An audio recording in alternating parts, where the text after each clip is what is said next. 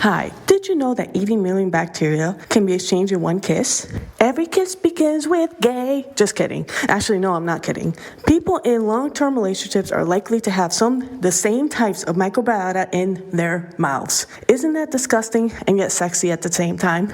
Welcome to an episode of Nevermind the Broadcast, and I'm your host, Izzy Smut. So this week I did an interview with Casey with Sotah. It was an awesome interview. He's an interesting guy. There was a lot of things I learned about him. And I'm going to play you his songs, and then I'm going to play you the interview right after. So this first song is called Love Hate, and I feel like it was very fitting with the intro I just did. So all of us have had a love-hate relationship with somebody who, there's somebody out there that you're like, my fucking God, I hate them, but I still love them at the same time. I'm sure I have a couple of myself. So they did a music video of this song, Love Hate, and that should be coming out soon. So this is Love Hate by Sotah.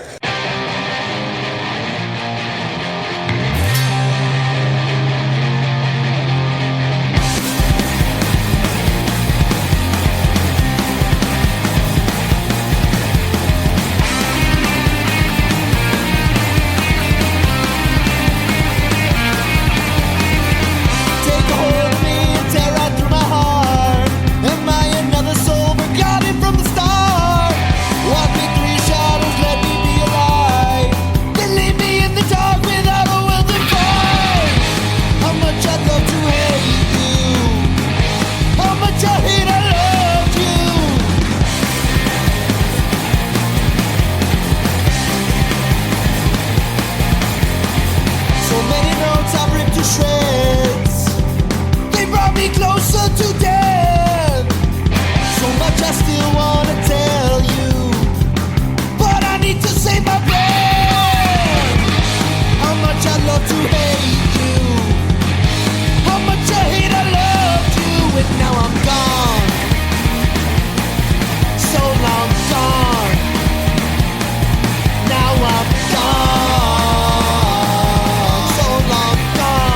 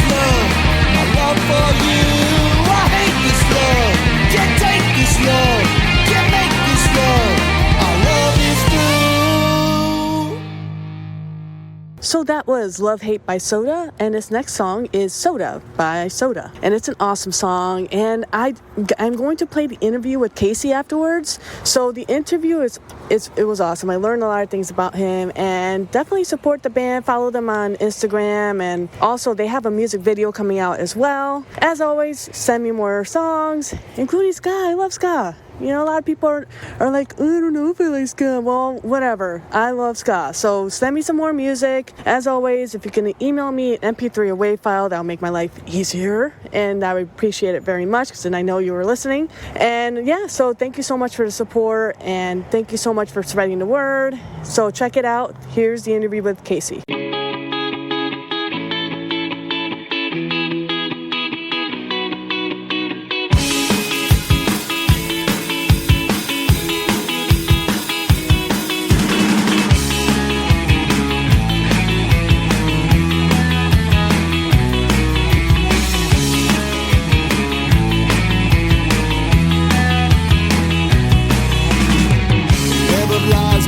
lot to keep track of. You're in your head and you're spinning your fortune. It's not enough to know you've got them all tricked. You're tangled up and it makes them so sick. One misstep and you've lost your footing, and now you don't even know who you're hurting. It could be them, it could be you. What does your heart tell you to do? Poison the water, poison the water, and I'll be fine. You poison the water, poison the water, yeah, I'll be fine.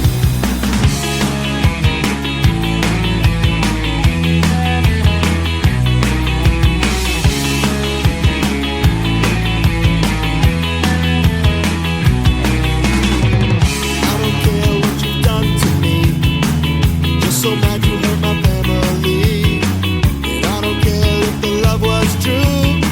I know I've done all I could do.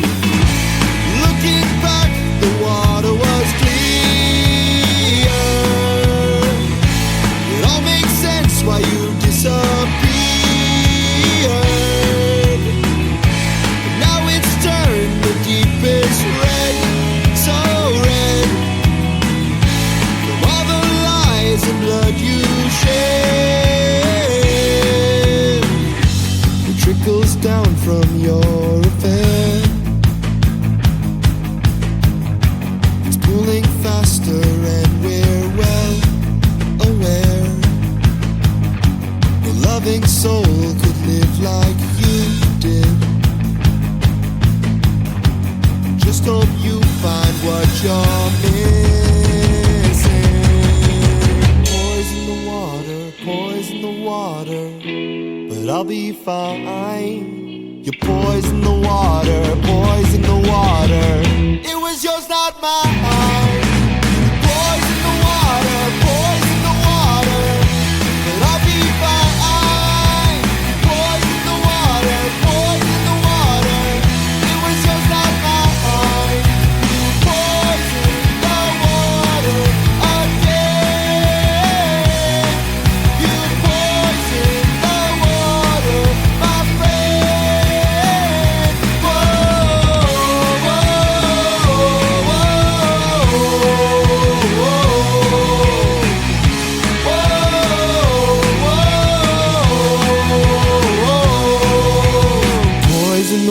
Whoa, poison the water, but I'll be fine. You poison the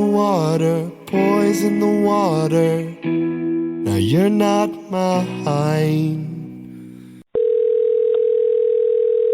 My name is Casey Derone, and I am from the band Sotah. Oh, good. I actually pronounced it right because the last because like I was when I was recording the episode, I was like, oh crap, English is not my first language, so I hope I pronounced it correctly. Oh. Tell me more about the band and and what do you guys have in store for this year? Yeah, absolutely. Well, the band started as like kind of a side project because I am full-time in an alternative metal band called After Image. But I've always been a fan of ska music. I've always been a fan of punk music, and that's not something I really get to explore in After Image. In the year 2021, I was kind of going through a rough patch in life. I needed some sort of kind of healing outlet, and I started writing a bunch of music, and naturally it kind of was ska-oriented and punk-oriented, just really helped me through a really hard time in my life. So it started off as just like a little healing side project, and then I got my longtime friend Johnny Deschon play a couple early shows with me on drums, and once we kind of started playing some live shows, I realized that the band had a little more potential than just being a one-off release, and I wanted to explore the possibility of turning it into a full band. So we've gone through a couple lineup changes, just not having it started as just me as the primary songwriter. It kind of evolved as the past 2 years have gone by. Now we have my brother Killian Derone. He plays bass. We have a couple of lead guitar players that kind of rotate in and out. I'm still kind of trying to lock down a full-time lead guitar player, but we have Zoe Pankratz Harvey Olson, who's been playing with us for the past 6 months or so, and then my producer Brandon Curcio, who's actually the guitar player of After Image. He also fills in on some shows, and he helps me with all the solos on the the recordings, and he mixes and masters. So it's that's where we're at today. And I just released the Love Hate EP just a few weeks ago, and that was 2 years in the making. And I have been working on all sorts of other music that I'm hoping to record this winter. I'd love to see some more music out early next year. I have a couple tracks already recorded that we're going to put some final touches on, and then hopefully we'll get that out late winter or early spring of next year. Well, cool. I can't wait to listen to that and to possibly get a song or two.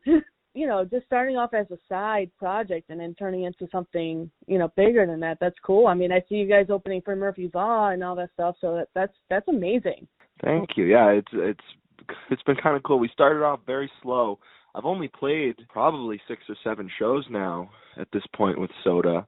There was a large gap last year where we hadn't played a single show for a while, and then earlier this year we hopped on a bill with Hans Gruber and the Diehards, who are this really cool ska core band out of Texas. Yeah. And they're on Ska Punk International Records, and so that was like a huge show for us. We were so stoked.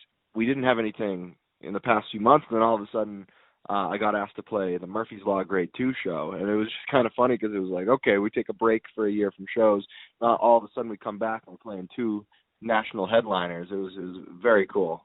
That's amazing. And do you want to continue going with this band, or do you want to go back eventually into the other band and make that more into a full-time thing? Oh, I want to completely go as far as I can with Sotah. While in Afterimage, I'm still in Afterimage, and we're still staying busy as ever. So I'm kind of just juggling between the two, playing shows for Sotah when I don't have shows with Afterimage. And it's one of those things where it's nice to hit 2 different markets as a musician, because there's a little bit of overlap, but not a lot. I think that Afterimage definitely has a lot more of the metal and hard rock fan base, where Sotah is straight in the punk fan base, which is really cool because it's just a different community, a different welcoming, I think.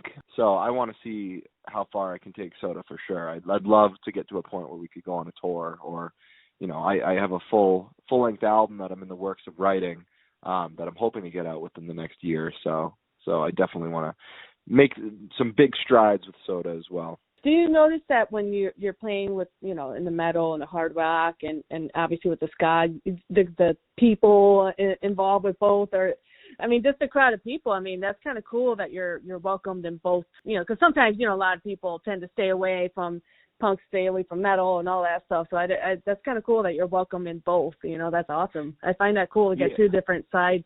Yeah, I mean, there's always been that stereotype where, like, punks hate metalheads and metalheads hate punks, but I grew up in a household where I was listening to it all. I mean, my dad got me into most of the music I listened to.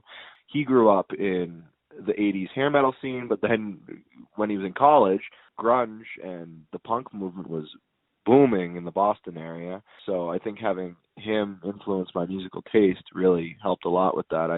I like it all. You know, I'm not going to just pigeonhole myself into one genre, but I definitely think it's nice to see an overlap, because I think that's what the scene needs. I think that I don't want to use the word gatekeep, but when you, like, I guess gatekeep your fans and you say, well, you know, you're not supposed to listen to that type of music, it doesn't create a strong local community. And I think the biggest thing about having a music scene is that there needs to be community no matter what the genre is, no matter whether it's rock, metal, punk, or like indie or pop, whatever it is. I think local music should be supported by all genres, no matter what, because at the end of the day, we're all musicians trying to make it, and we need all the support we can get.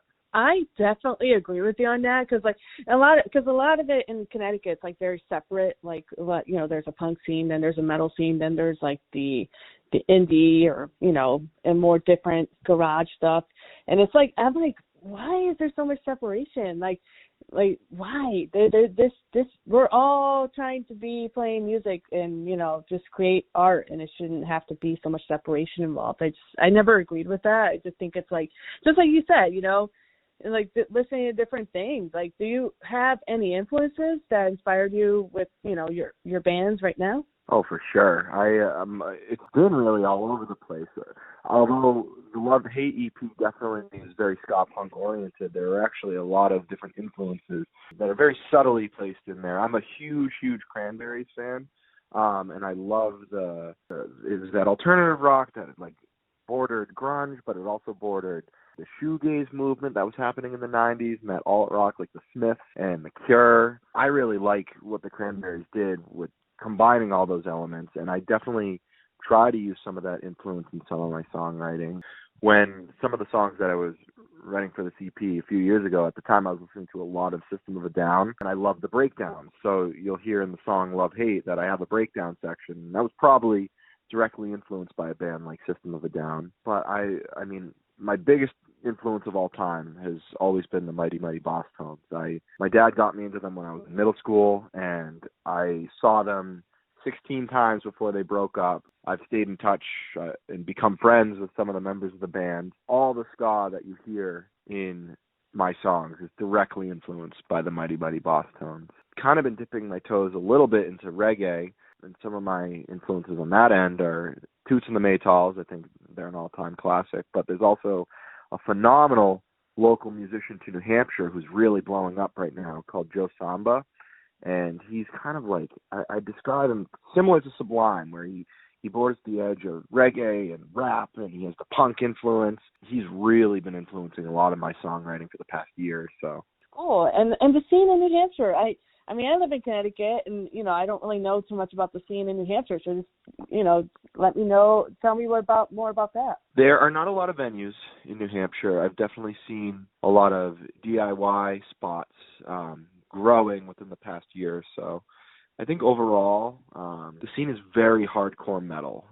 There's not much room for anything else up here. There are some punk bands. There's not many ska bands, I'll tell you that. I think actively up here, in New Hampshire at least, in southern New Hampshire, I'm the only one that I can think of right now, but I know that there have been some the surrounding states which are they've been killing it.